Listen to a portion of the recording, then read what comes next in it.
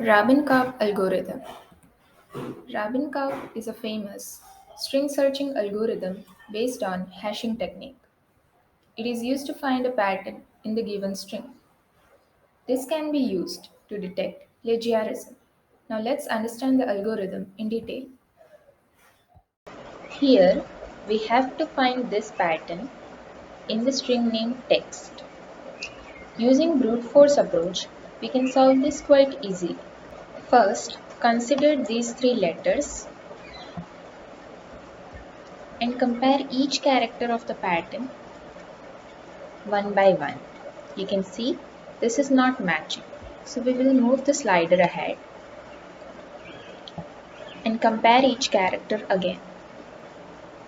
This is false again. So we will move the slider ahead. This time the pattern is matching. So we will return true. Now, in order to achieve this, we will have to take two for loops.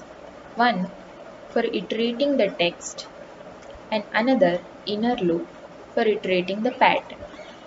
So this will take big O of length of text into length of pattern. This is worst case of Rabin-Cobb's algorithm. We can further optimize this to big O of length of text minus the length of pattern plus 1, which is the best case. This can be achieved using rolling hash function. Every time when we are comparing characters, certain characters are found to be repeating. Like if we are considering these three and then next these three, then B and A are repeating. This repetitive comparison can be avoided if we use a hash function. Let's consider each alphabet to be a number. As per this mapping, whenever we convert binary to decimal or decimal to binary, we make use of a base. You can see in our text, we are having characters max till D. So we can take our base as 5 and compute the hash value.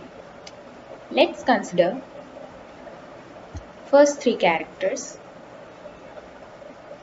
and compute the hash value. We will iterate from right to left. So the indexing will turn out to be 0, 1 and 2. So the computation will be, for A the value is 1. So 1 into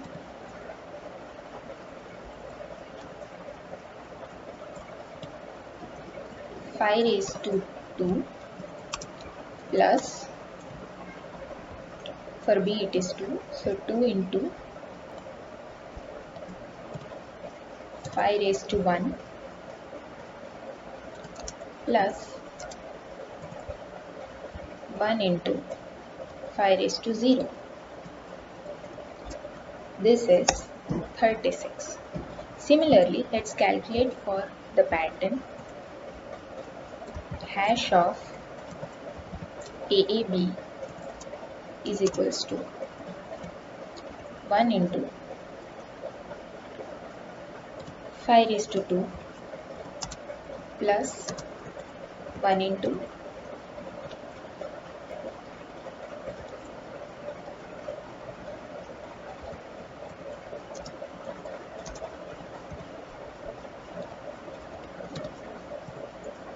this turns out to be 32. Both of these values are not matching, hence this is not our required pattern. So we will move our slider ahead. Now, if our computation turns out to be too large, then this might result into an overflow.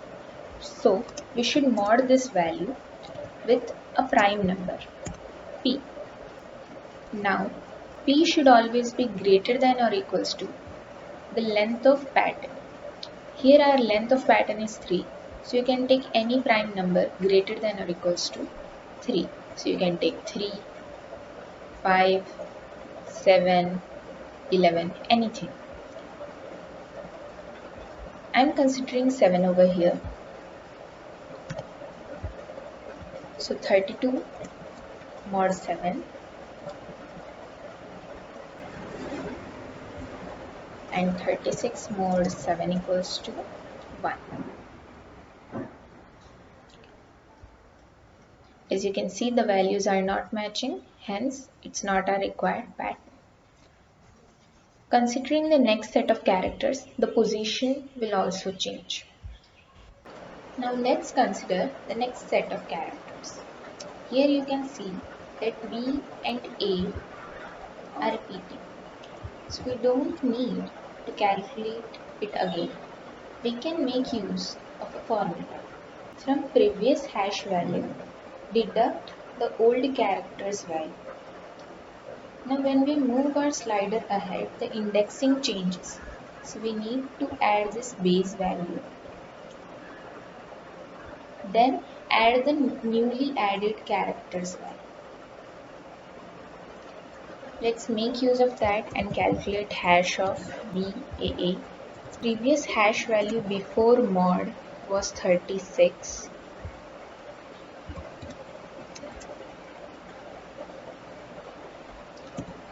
Deduct 1 into 5 square from 36.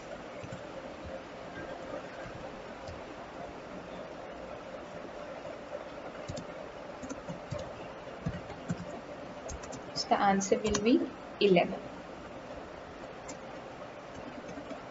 Into this, add the base, multiply the base value, which is 5, 55. Now we will add the newly added character to this. So 1 into, because it is A, so 1 into 5 to the power base positions value. This is 0. The answer is 56.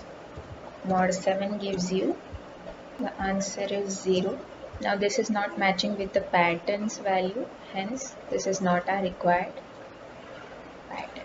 So we will move the slider ahead.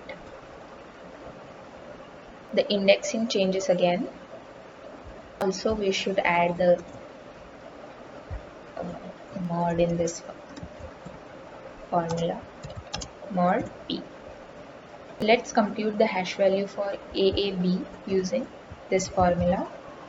Hash of AAB will be equals to the previous hash value, which is 56, minus the old character.